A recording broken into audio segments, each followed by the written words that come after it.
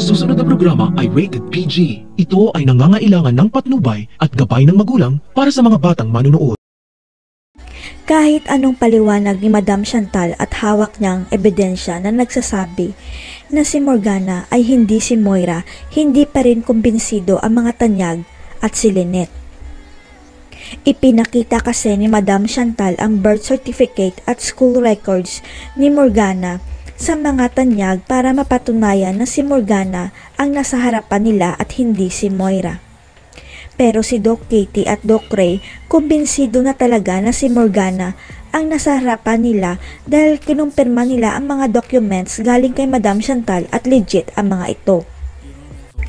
Habang si Doc RJ at Giselle hindi pa rin kumbinsido sapagkat duda pa rin sila sa totoong pinanggalingan ni Morgana at parang scripted lang ang mga sinasabi nito sa kanila. Si Lynette hindi rin kumbinsido sa pinagsasabi ni Morgana dahil ramdam niya na si Moira talaga ang kausap nila at ang kinakatakutan niya na maging tama ang hinala niya. Kaya tinawagan ni Lynette ang kilala niyang medical director sa Davao at nakumpirma niya na pasyente ng ospital na yun si Morgana, ibig sabihin totoong tao itong si Morgana Go. Pero hindi pa rin 100% sure si Lynette na hindi si Moira si Morgana, kaya nagdesisyon si Lynette na pupunta mismo sa Davao para puntahan ang nilakihang farm ni Morgana. Walang kamalay-malay si Madam Chantal na nag-iimbestiga pala itong si Lynette sa Davao at makikilala ni Lynette sa Davao ang tunay na ama ni Morgana at ex ni Madam Chantal, si Winston Go.